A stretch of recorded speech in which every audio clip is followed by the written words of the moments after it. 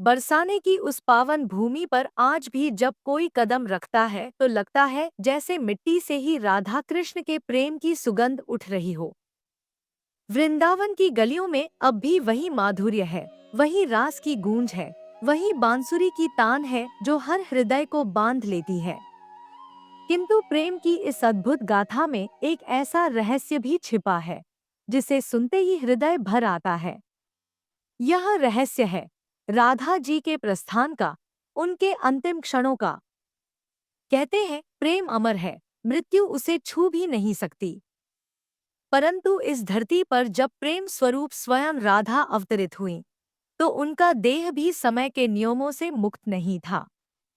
कृष्ण के बिना राधा अधूरी थी और राधा के बिना कृष्ण।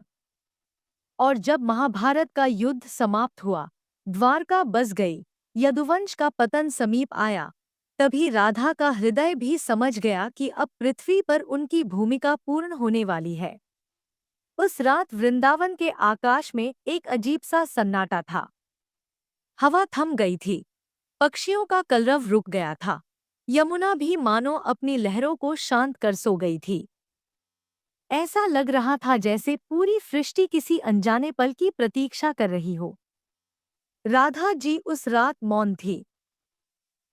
उनकी आंखों में गहरा वैराग्य था, किंतु हृदय में वही अनुपम माधुर्य। धीरे धीरे उन्होंने अपने हृदय में एक निश्चय कर लिया।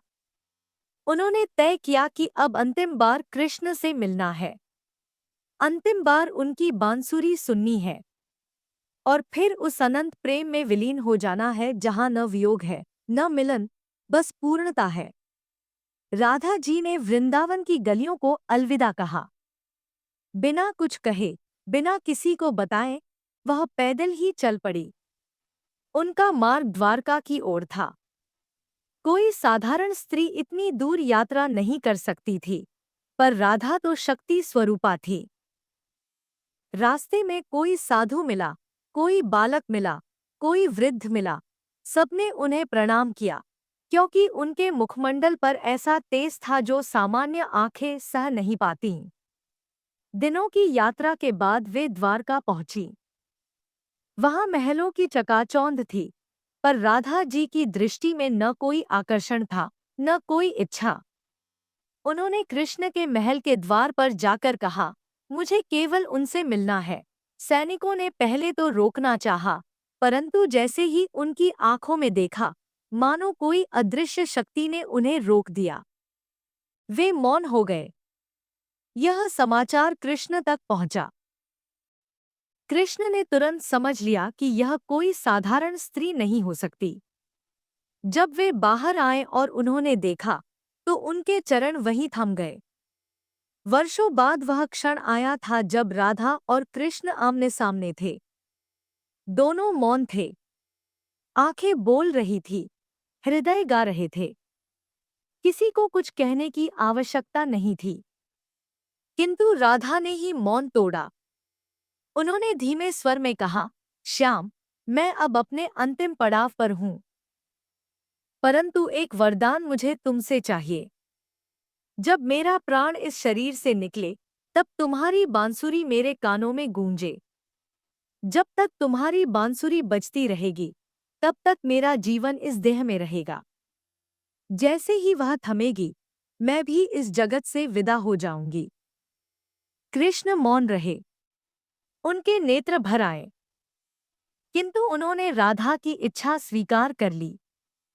पर राधा ने एक शर्त और रखी। उन्होंने कहा, मुझे तुम्हारे महल में दासी बनकर रहना है। कोई मुझे राधा न कहे, कोई मुझे पहचाने नहीं। मैं यहाँ केवल एक सेविका बनकर रहूंगी। यही मेरी अंतिम इच्छा है। कृष्ण ने यह भी स्वीकार कर लिया। राधा महल में दासी बनकर आने लगी। कोई उन्हें पहचान न सका। वह न तो अपनी पहचान जताती, न ही कभी यह दिखाती कि वे वही राधा हैं, जिनके बिना वृंदावन अधूरा है। कृष्ण भी सबके सामने उन्हें सेविका मानते, पर दोनों जानते थे कि यह लीला केवल उनके बीच है। समय बीतता गया। अंततः वह दिन आ पहुंचा जब राधा जी का शरीर थक चुका था। वे जान गईं कि अब उनका समय आ गया है। उन्होंने कृष्ण से कहा, श्याम, अब वह वर दो। मेरी यात्रा पूरी हो चुकी है। कृष्ण ने बांसुरी उठाई। वह राधा के पास बैठे और बजाना शुरू किया। स्वर इतना मधुर था कि पूरी द्वारका थम गई।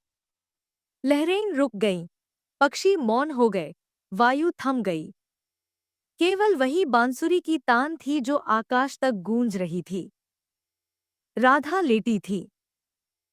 उनके मुख पर अद्भुत शांति थी। उनकी आंखें धीरे धीरे बंद हो रही थी।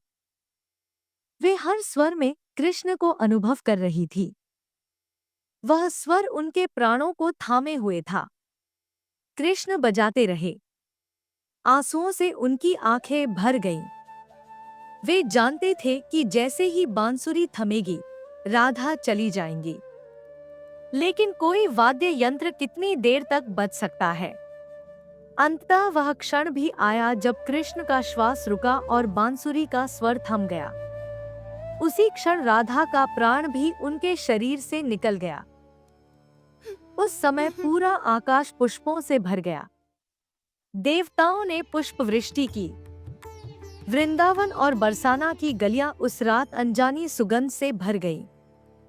लोग कहते हैं कि वह पुष्प स्वयं देवताओं ने अर्पित किए थे, क्योंकि प्रेम की पराकाष्ठा का यही क्षण था। कृष्ण ने राधा का नाम उस क्षण भी नहीं लिया, क्योंकि राधा स्वयं प्रेम थी। प्रेम को पुकारने की आवश्यकता नहीं होती। उन्होंने बांसुरी को तोड़ दिया और फिर कभी जीवन भर बांसुरी नहीं बजाई। लोग कहते हैं कि राधा की मृत्यु नहीं हुई। वे कृष्ण में समा गईं। उनका शरीर मिट्टी में नहीं मिला। वे स्वयं प्रेम रूप होकर अनंत में विलीन हो गईं। इसीलिए आज तक कोई राधा को अलग और कृष्ण को अलग नहीं पुकारता। हर कोई कहता है, राधे कृष्ण। बरसाना आज भी गवाही देता है उस प्रेम की। वृंदावन आज भी उसी माधुर्य में डूबा है। जब कोई वहां जाता है तो उसे लगता है जैसे राधा अब भी गलियों में है और कृष्ण कहीं पास बांसुरी बजा रहे हैं। राधा का महाप्रस्थान मृत्यु नहीं था, वह प्रेम का अनंत मिलन था। यही कारण है कि उन्हें भक्ति में सर्वोच्च स्थान मिला। अगर आपको यह दिव्य कथा सुनकर अच्छा लगा हो तो चैनल अनन्या स्टोरी को लाइक करें, सब्सक्राइब करें और कमेंट करके बताएं कि आपको अगली कथा किस विषय पर सुननी है।